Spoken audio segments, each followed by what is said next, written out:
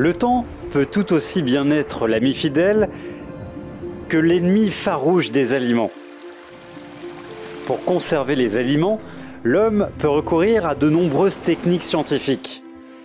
Mais certaines méthodes anciennes de conservation, qui consistent à sécher, griller ou plonger les aliments dans l'alcool, produisent également toute une palette de goûts différents des aliments frais et encore plus profonds et plus fins. Les aliments produits avec ces méthodes exercent encore aujourd'hui leur influence sur la nourriture quotidienne des Chinois. Ils sont aussi les représentants d'un certain art de vivre à la chinoise.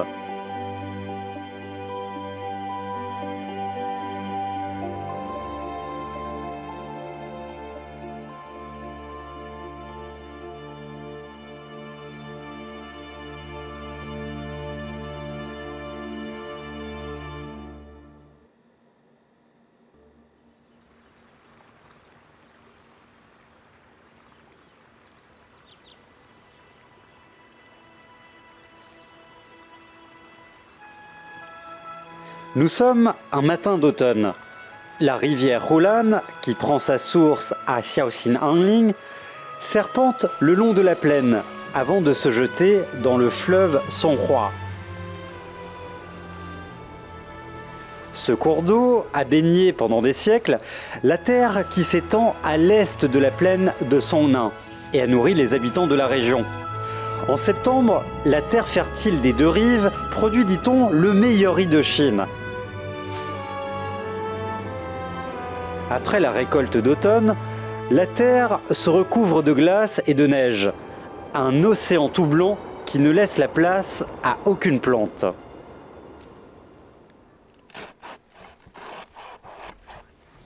Les habitants de la région ont l'habitude de stocker du chou chinois pour passer les longues journées d'hiver.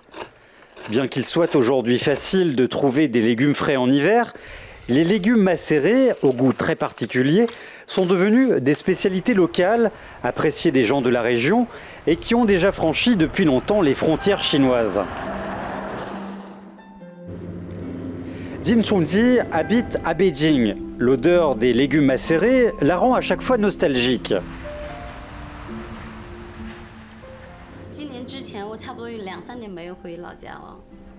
Je ne suis pas retournée dans ma région natale depuis 3 ans. J'ai l'impression que mon pays natal salue mon retour.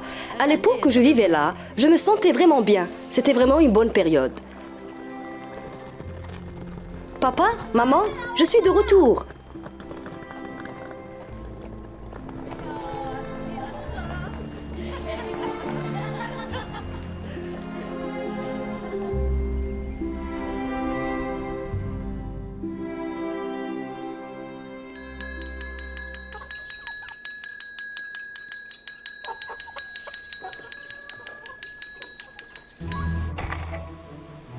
Les parents de Jin Chongji vivent ici depuis plus de 40 ans.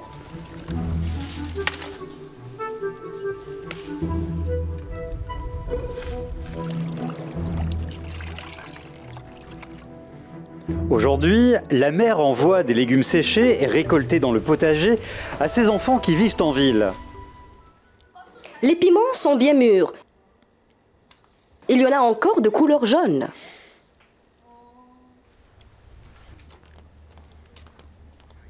Au début de l'été, la mère plante dans son potager des choux de qualité supérieure. C'est la matière première indispensable pour produire du chou pimenté.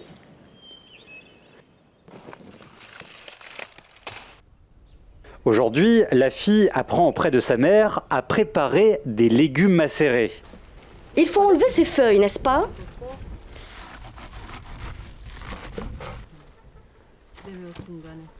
Non, pas comme ça. Tu dois couper comme ça. C'est pas facile.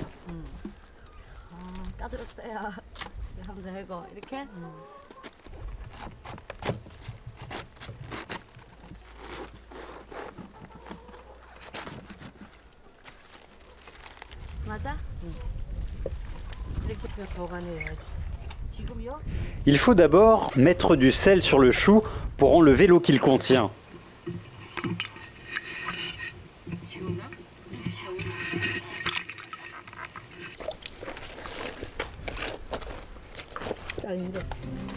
La pierre devient polie à force de peser sur le chou tous les ans.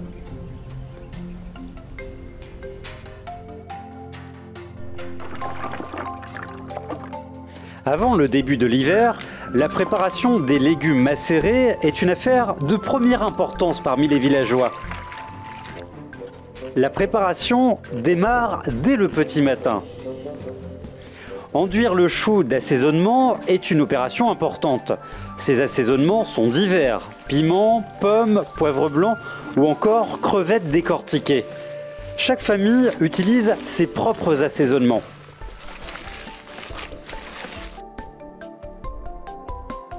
En revanche, la poudre de piment séché est l'ingrédient indispensable. Lors des jours de fête, les Chinois d'ethnie coréenne mangent des gâteaux de riz glutineux. On fait d'abord cuire du riz glutineux, puis on le frappe à l'aide d'un marteau pour le rendre plus visqueux. Le must est de manger des gâteaux glutineux, sucrés avec du chou pimenté frais. Par une certaine entente tacite, les femmes s'aident les unes et les autres dans la préparation des légumes macérés.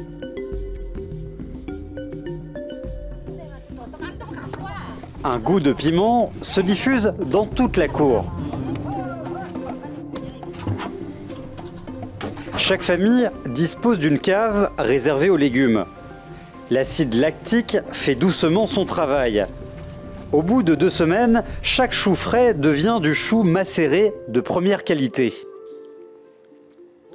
Quand je suis allée au Tibet et en Corée du Sud, j'ai aussi vu ce genre de fleur. Chaque fois que je la regarde, elle me met de bonne humeur et me rappelle les souvenirs heureux de mon enfance.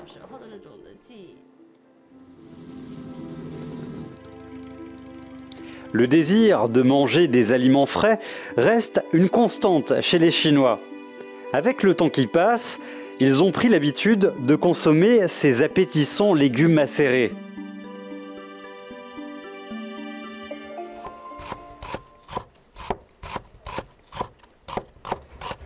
Les légumes macérés sont au menu du dîner de ce soir. Les légumes macérés de l'ethnie coréenne ont une gamme très riche. La même espèce peut même présenter plusieurs goûts.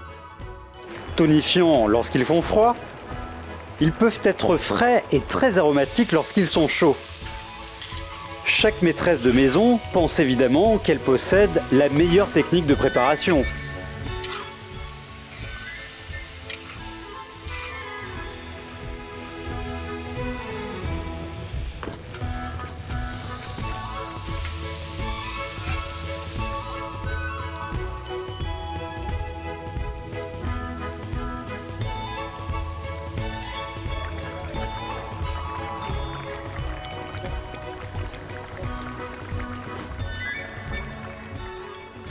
C'est peut-être juste un prétexte pour elles pour se réunir pour faire quelque chose ensemble. Ça leur donne une occasion de manger, de chanter et de danser tout ensemble.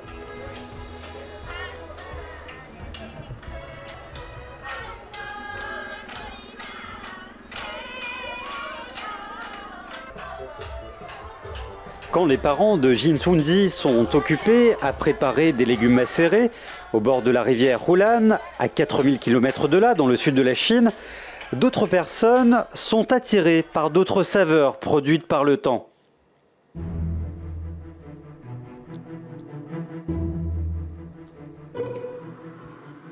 Les conditions climatiques, le sol et les eaux du sud de la Chine sont différents de ceux du nord. Les méthodes de conservation des aliments et les goûts de la population, eux aussi, sont différents.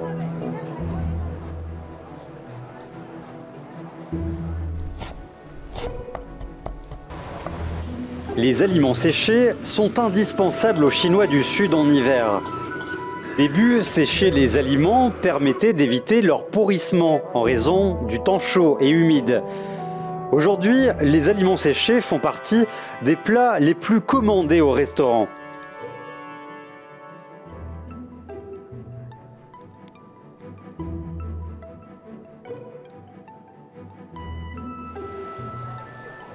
Cuisiner de la viande fumée avec du riz est l'une des méthodes les plus classiques. La préparation est complexe et difficile. Le cuisinier se doit tout d'abord de bien maîtriser le feu.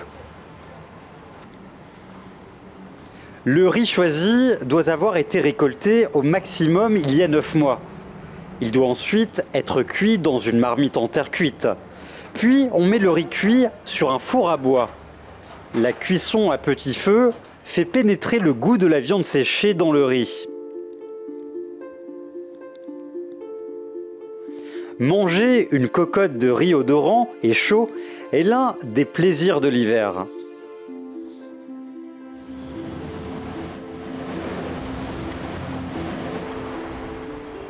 Atienne tient cette boutique de viande séchée avec son père et son oncle.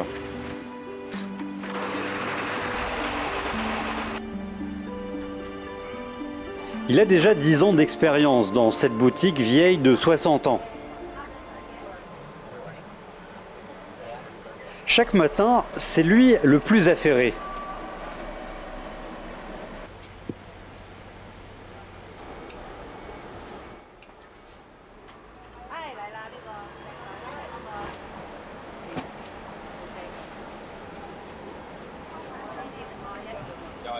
Le canard séché de Nanan est très apprécié des vieux hongkongais en raison de son goût, de sa viande tendre et de la souplesse de ses os. Ce canard rendra le ragoût délicieux. En automne comme en hiver, la boutique d'Atienne ressemble à un grand marché d'aliments séchés. Les saucissons faits maison sont les plus renommés. Pour assurer une bonne qualité, l'atelier a été installé à proximité de la boutique. Pour fabriquer les saucissons secs, la famille recourt depuis toujours à une méthode traditionnelle. Tous sont faits à la main.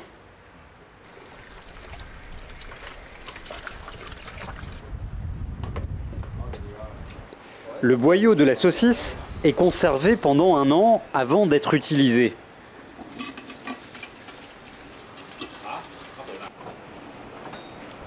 Après l'avoir rempli de viande, on pique le boyau pour faire sortir l'air. Ensuite, on le ficelle en tranches. Seuls les ouvriers qualifiés sont capables d'accomplir parfaitement ce processus de fabrication.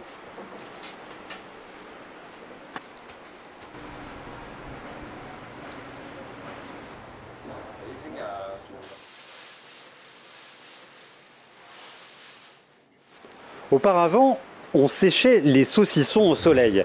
Mais voilà problème, ils n'étaient pas tout à fait secs en raison du climat humide. Aujourd'hui, ils sont séchés dans l'atelier. Au bout d'une semaine, une odeur appétissante se répand dans toute la fabrique.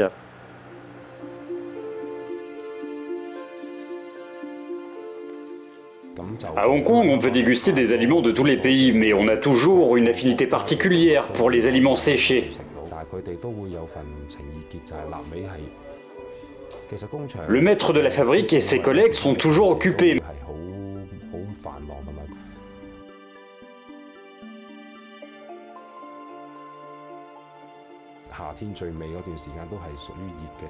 Même en été, lorsqu'il fait une chaleur torride.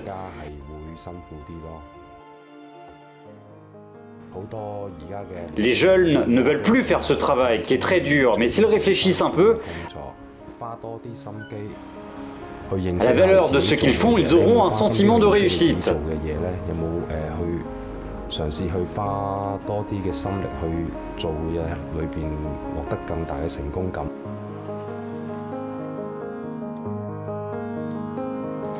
Mon grand-père et mon oncle sont vraiment passionnés par leur métier. Ça me donne beaucoup de force pour prendre leur suite.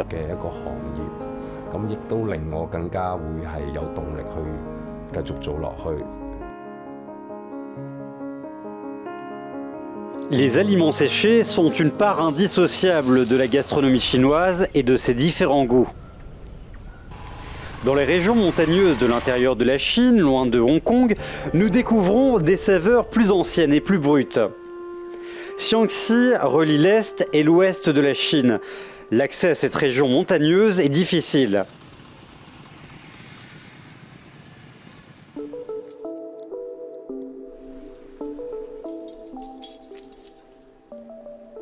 Les bijoux en argent de l'ethnie Miao se transmettent qu'aux filles. Ma parure en argent m'a été offerte par ma mère. Long Yi, né dans ce village isolé, a toujours voulu quitter cette zone montagneuse. Quand arrive le 8e mois du calendrier lunaire, les Miao commencent à sécher le poisson.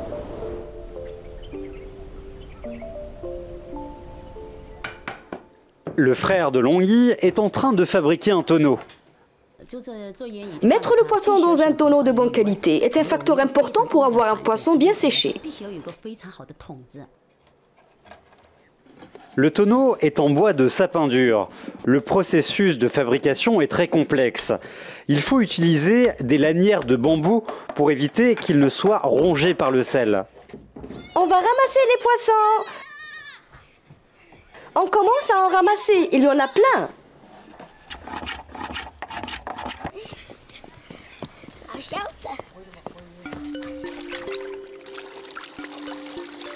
Les paysans cultivent des carpes dans les rizières. Ces carpes aiment manger les fleurs qui flottent sur l'eau.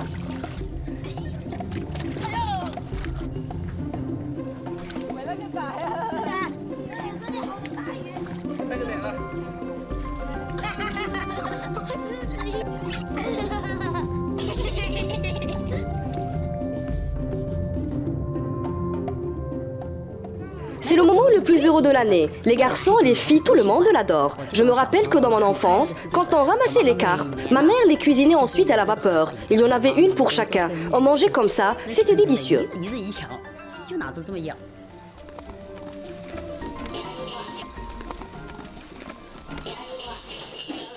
Pour préparer des poissons séchés, il faut d'abord faire sauter du riz glutineux.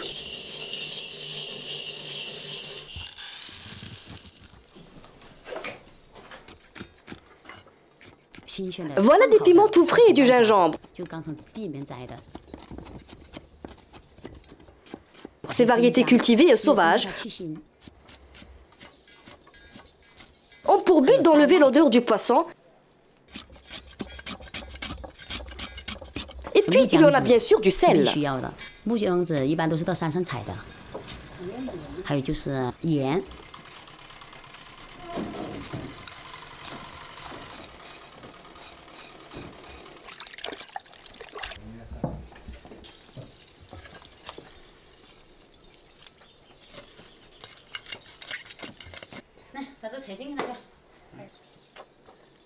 On appelle ce plat poisson aux fleurs. Cette fleur est tonifiante et contient du sucre. Elle fait grossir rapidement les poissons, dont la viande devient légèrement sucrée et délicieuse.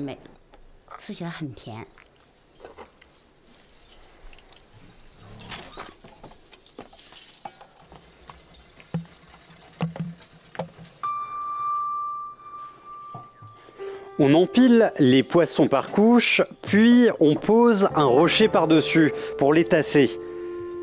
Les poissons peuvent être consommés au bout d'un mois.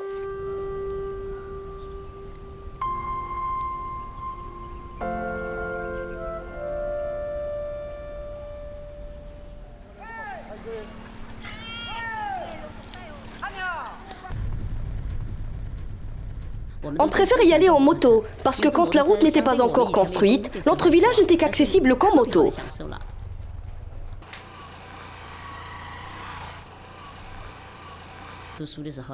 C'est dur d'étudier, mais je sais bien qu'il faut travailler dur si on veut sortir de la pauvreté et avoir une vie heureuse plus tard. Le poisson et la viande séchée m'ont beaucoup aidé pendant mes études. Avant d'aller à l'école, ma mère me préparait un grand bocal de poisson séché. Parfois, le poisson séché est accompagné de soja ou encore de porc séché avec des lamelles de navet. L'hiver est rigoureux à Xianxi. À l'approche de cette période, les familles préparent du porc séché et grillé. Il faut couper la viande en morceaux et mettre du sel. Il va se dissoudre dans l'alcool de riz de l'ethnie Miao.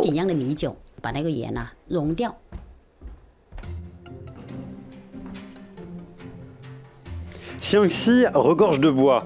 Pour faire griller le porc séché, les habitants choisissent du bois, selon eux, dur comme du théier. On accroche ensuite le porc séché au-dessus du four et on met dans le feu des pommes de pin et des peaux d'orange qui vont parfumer la viande grillée. Le meilleur endroit pour conserver le porc séché, c'est le grenier à céréales. L'endroit est sec et à l'abri du soleil. Avant de consommer de la viande séchée, il faut enlever la peau à l'aide du feu de bois, puis la laver dans l'eau utilisée pour laver le riz.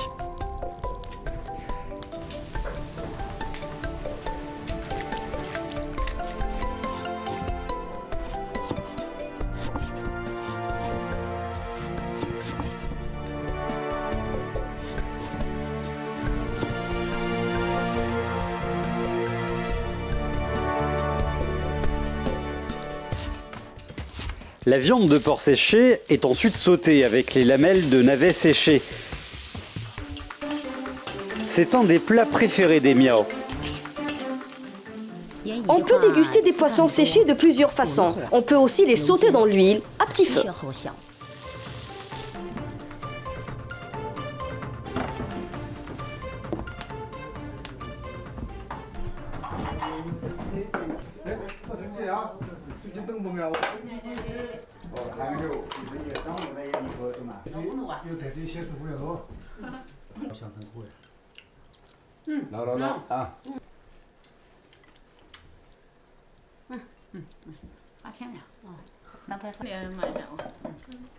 Pour les Miao, le poisson et le porc séché ne sont pas que des aliments. C'est aussi la mémoire vivante de leur tradition culinaire et de leur mode de vie.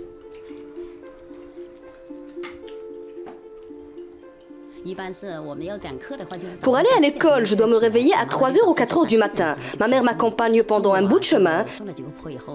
Quand il commence à faire jour, ma mère me dit alors « Ma petite, continue seule maintenant. Il fait presque jour. Je dois rentrer, j'ai beaucoup à faire à la maison. » Ensuite, je dois me faire violence pour continuer toute seule.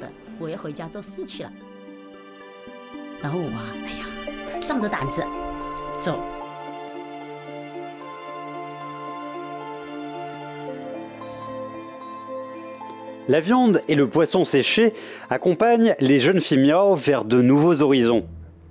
Les gens de Huizhou, eux, ont une recette de poisson séché différente. La perche chinoise de Huizhou est une spécialité locale. Ce poisson est très recherché. On le pêche en avril, quand les pêcheurs sont en fleurs. C'est pendant cette période que sa qualité est la meilleure.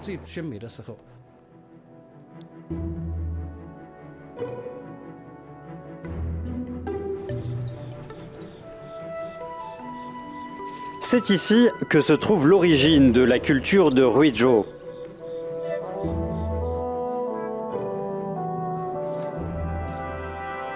L'ancien district de Huizhou abritait un grand nombre d'habitants. Problème, les terres cultivables étaient peu nombreuses.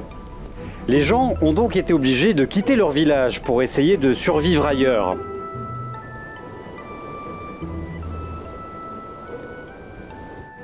Sur le chemin, ils ont dû emporter des aliments séchés et salés. Par exemple, du tofu séché de Huizhou particulièrement dur qui peut se conserver très longtemps. Le tofu sentira fort au bout d'un moment, mais aura une odeur spécifique et recherchée. Le tofu puant est devenu une des spécialités les plus connues de la cuisine de Huizhou.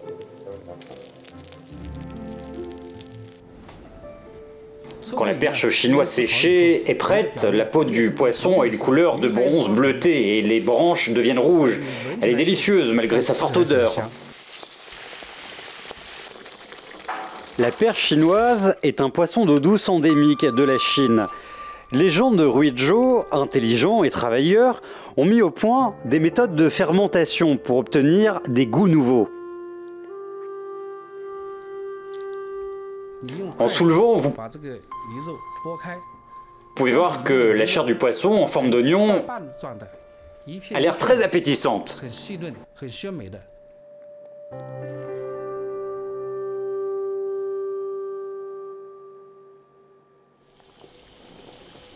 Un autre plat spécifique de Huizhou est le porc au parfum de bois.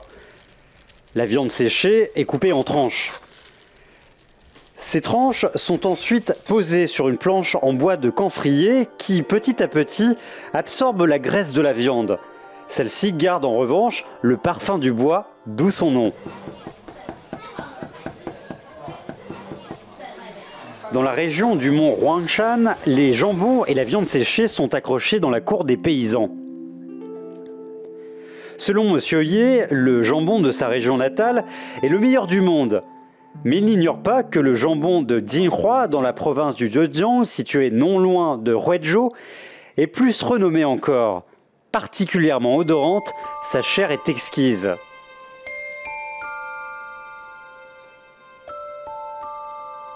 Le jambon de Jinhua est divisé en 5 parties. La partie supérieure est celle qui a le meilleur goût. Un des plats renommés de la cuisine du Zhejiang est le jambon au miel. Ce jambon exige un long processus et de la viande de porc de bonne qualité. Séchée, elle donne un goût très particulier.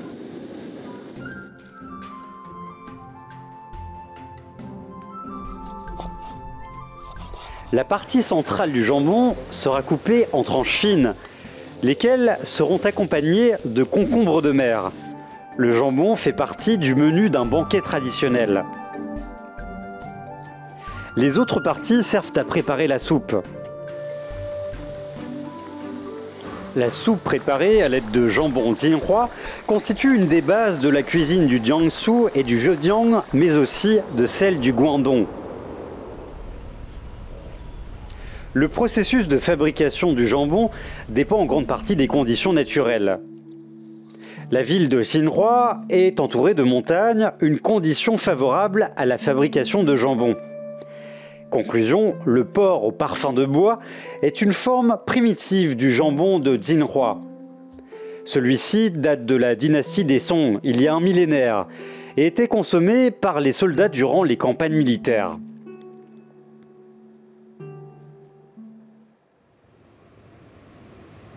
Les fabriques à jambon d'aujourd'hui sont équipées d'installations modernes. La coopération avec des entreprises européennes permet de produire des jambons mêlant les styles chinois et occidental.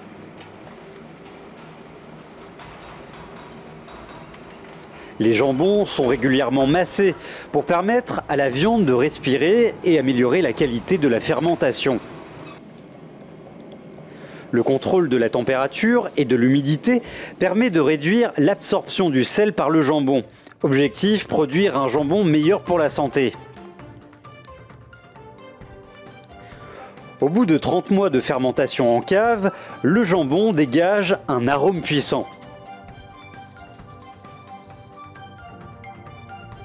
Les plats traditionnels à base de jambon se sont améliorés avec le temps. Le jambon, coupé en tranches fines, est préparé avec minutie.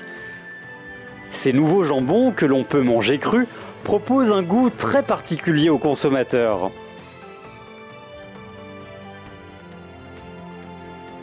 À l'image de la ville de Jinhua, le jambon éponyme s'améliore sans cesse.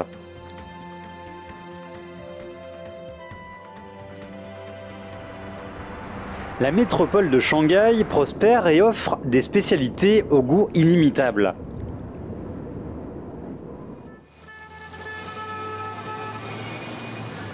Le magasin Sanyang à Shanghai propose des spécialités que les vieux Shanghaïens connaissent bien. On peut y trouver toutes les spécialités des provinces du Jiangsu et du Zhejiang.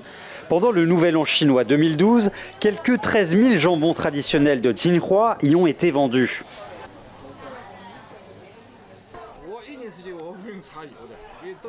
Je n'ai pas besoin de mettre de baume sur mes mains parce que je manipule des jambons tous les jours. En une journée, je ne sais pas combien de fois je me lave les mains.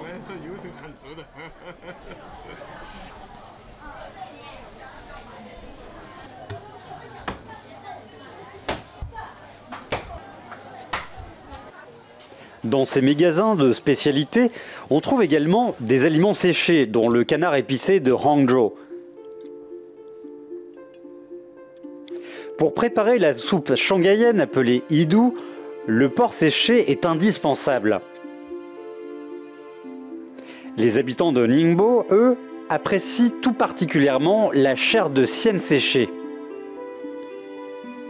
On trouve également de jeunes pousses de bambou séchés ou encore du porc aux légumes séchés de Shaoxing entre autres. C'est un véritable musée de dégustation des spécialités de Shanghai.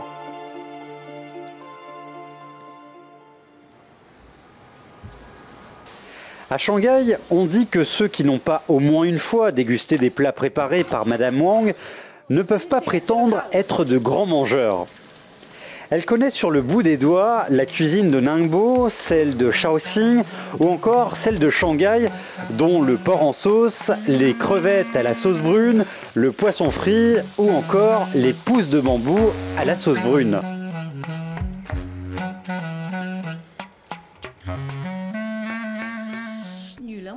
Une femme aime toujours bien s'habiller. Avec des amis, je fais parfois du shopping. Mais dès qu'il y a un marché à côté, elle n'arrive pas à me retrouver. Où est-elle passée? Elle voulait acheter des chaussures, non? Eh bien, je suis allée au marché parce que je préfère me promener là-bas.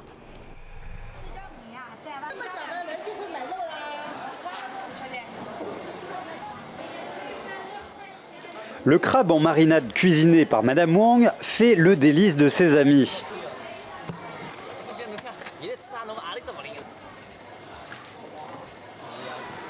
Mes parents aimaient faire la cuisine. Depuis que je suis petite, j'aime manger les plats qu'ils préparaient. À Shanghai, avant une bonne dizaine de familles habitaient dans le même immeuble et elles faisaient la cuisine souvent dans la même pièce. J'étais curieuse de savoir ce qu'ils fabriquaient et je voulais apprendre avec eux. Depuis les temps anciens, dans les provinces du Jiangsu et du Zhejiang, on se sert de l'alcool pour conserver les aliments. Plus tard, l'alcool a servi d'assaisonnement. Le crabe et les crevettes marinées sont encore meilleurs s'ils sont accompagnés d'alcool. C'est sale ici, il faut nettoyer avec une brosse. Que c'est bon ce pâté tout rouge. Avec ça, on fait une marinade de crabe.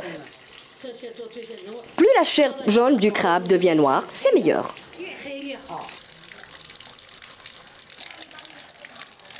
L'alcool aide les crabes à cracher le sable.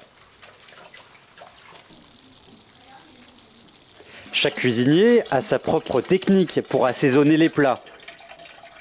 Madame Wang, elle, a sa recette secrète. Chaque cuisinier se sert de différents assaisonnements. Moi, j'utilise les miens afin de mettre une valeur au goût exquis du crabe.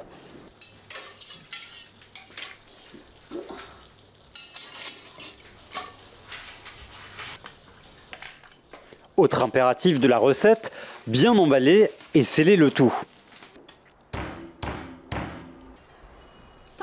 Les Shanghaïais préfèrent les aliments cuits en marc d'alcool, comme les pieds de porc ou les ailes de poulet, qui accompagnent très bien l'alcool.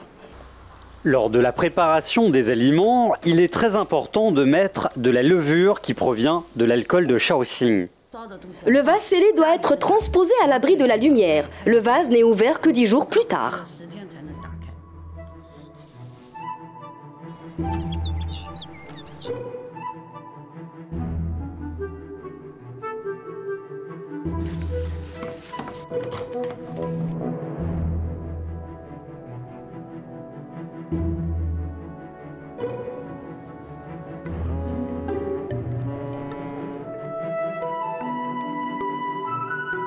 Dans 10 jours, nous pourrons tester le résultat de la technique de Madame Wang.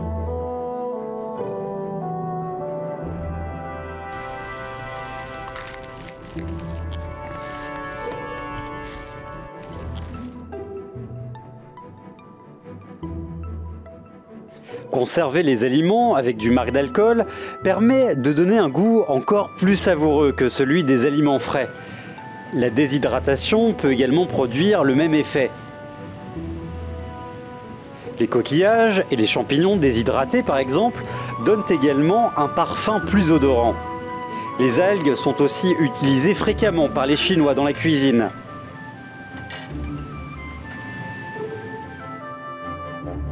Les snacks de rue de la province du Fujian, eux aussi, présentent souvent une saveur prononcée de produits de la mer.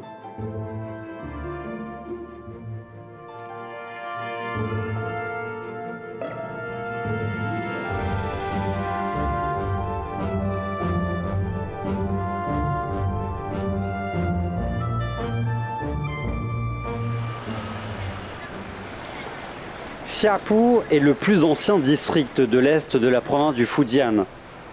Très escarpé, a formé un grand nombre de baies. L'endroit est aujourd'hui idéal pour la culture des algues. Lin Zhenzuo, pêcheur de Xiapu.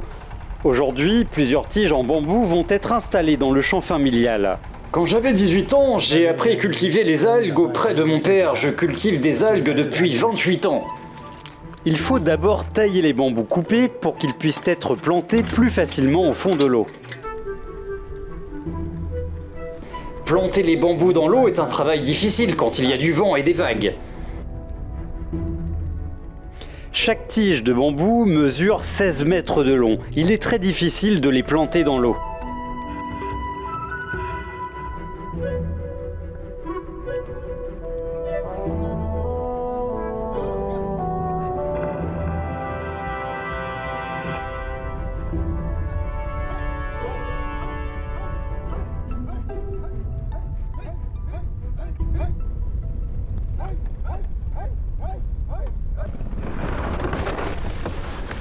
Monsieur Lin fait chaque jour un tour d'inspection dans les champs.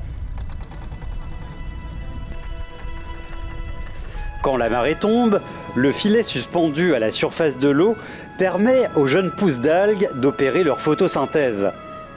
Quand la marée monte, elles absorbent les éléments nutritifs présents dans l'eau de mer.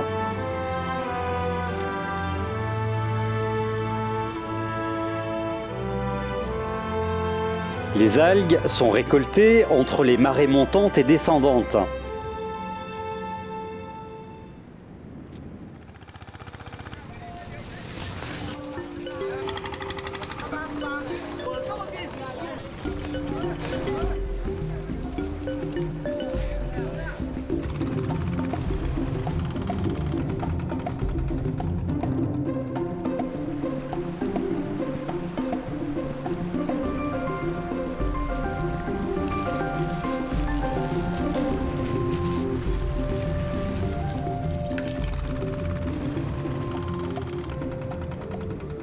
Les algues sont généralement consommées grillées. La chaleur les fait changer de couleur et dégager une odeur appétissante.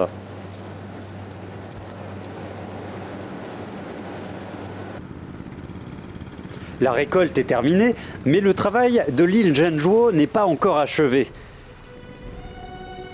L'action combinée de la nature et de la force humaine donne lieu à de nombreux phénomènes optiques.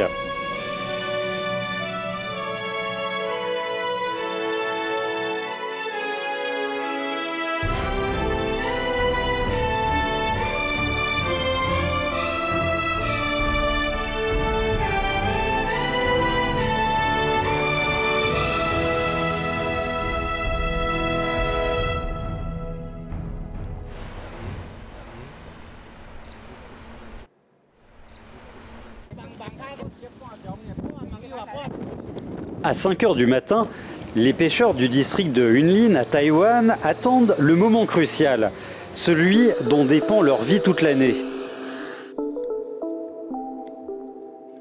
Les œufs de mulet séchés sont une spécialité de l'île de Taïwan. Leur couleur ressemble à celle de l'encre chinoise. Ils sont une des 3 spécialités les plus appréciées dans le monde et nommée par les Japonais l'encre des Tang. Depuis plus de 300 ans, les œufs de mulet apportent la richesse aux pêcheurs taïwanais. Chaque année, durant les 10 jours qui précèdent et suivent le solstice d'hiver, les mulets partent de la côte nord du continent chinois pour les eaux du sud-ouest de Taïwan, où ils pondent leurs œufs. Ces 10 dernières années, Taïwan a commencé à élever des mulets. La période de récolte des œufs, particulièrement prolifique, est qualifiée de saison d'or.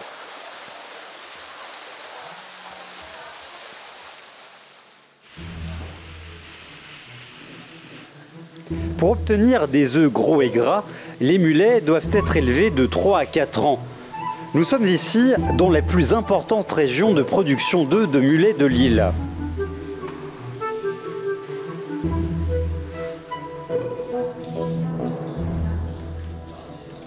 Les œufs frais sont déposés dans le sel durant 4 à 5 heures. Ils sont ensuite déshydratés, séchés et posés au soleil avant d'être acheminés vers les marchés.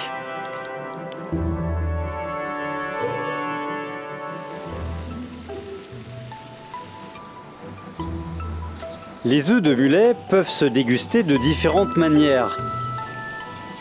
La méthode traditionnelle consiste à éparpiller de l'alcool de riz avant de les griller, puis à bien contrôler la durée de grillage jusqu'à ce que les deux côtés deviennent dorés.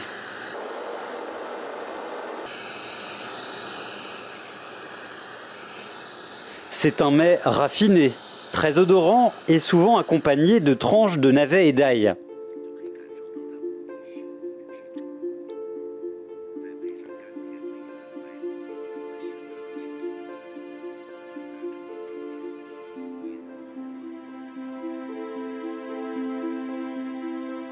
Beaucoup de restaurants ont créé de nouveaux plats contenant des œufs de mulet avec des légumes ou encore de la chair de mulet.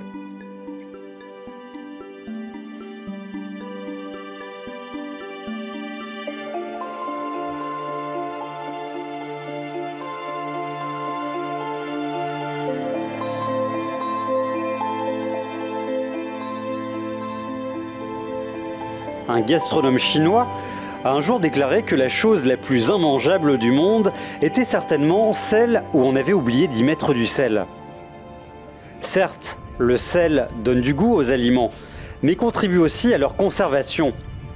Un chercheur disait un jour que l'histoire de l'humanité progressait grâce à l'iode.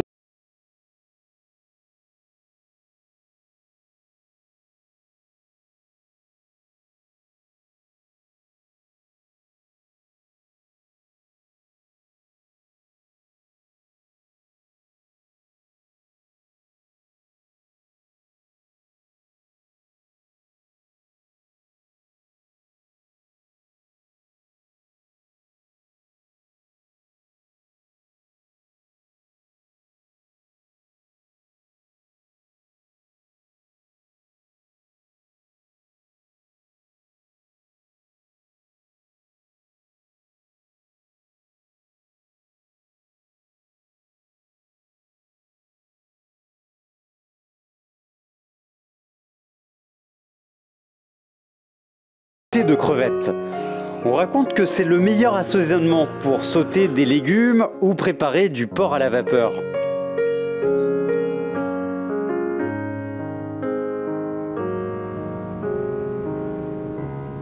Cette boutique centenaire existe depuis 4 générations. Guo Xiaofen, 76 ans, originaire de Dao, a 50 ans d'expérience dans la préparation du pâté de crevettes. Chaque année, on commence par pêcher les crevettes le 8e jour du 4e mois du calendrier lunaire. La sauce de crevette est odorante, tandis que le pâté de crevettes donne un goût délicieux. Il vaut mieux le couper en tranches avant de le consommer. Le pâté de crevettes, tout comme la sauce de crevettes, sont faits à base de sel et de petites crevettes mélangées puis séchées. Malgré l'essor rapide de la fabrication de pâté en dehors de l'île, la boutique centenaire du village maintient son rythme de production d'origine.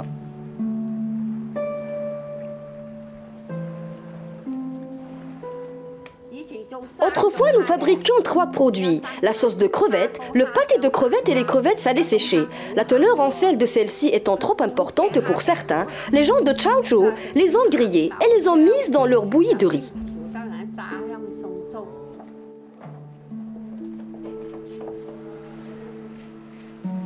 Ce tonneau en bois conservait à l'époque quelques 3 tonnes de pâté de crevettes. Aujourd'hui, la boutique est tenue par Guo Xiaofen et ses 2 fils. Lui, c'est mon mari.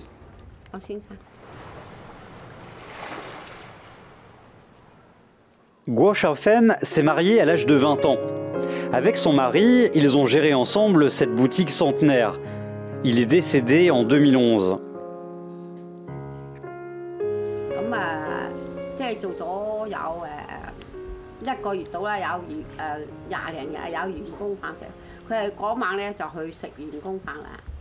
Un jour, il était en train de manger dans un restaurant et il est tombé par terre. Il s'est blessé et décédé rapidement. Cette photo prise l'année dernière a été offerte par l'un de nos amis.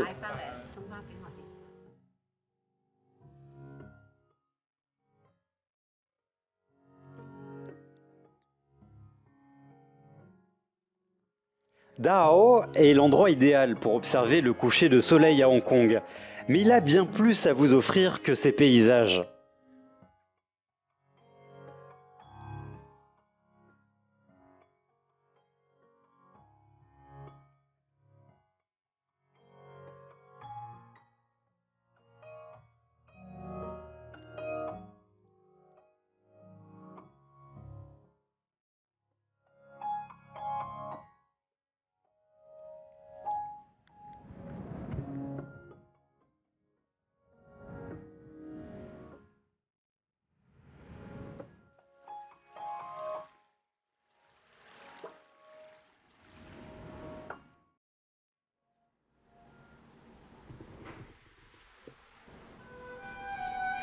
En hiver, Jin Chongji plante près de sa maison de Beijing des graines qu'elle a rapportées de sa ville natale, Helanhe.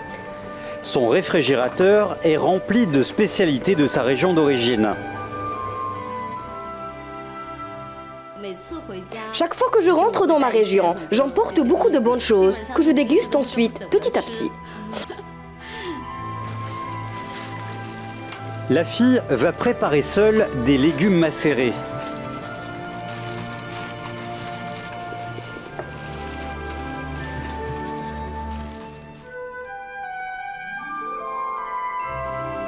Ce sont les saveurs du sel, de la montagne, du vent, des nuages, mais aussi celles du temps et de la sensibilité.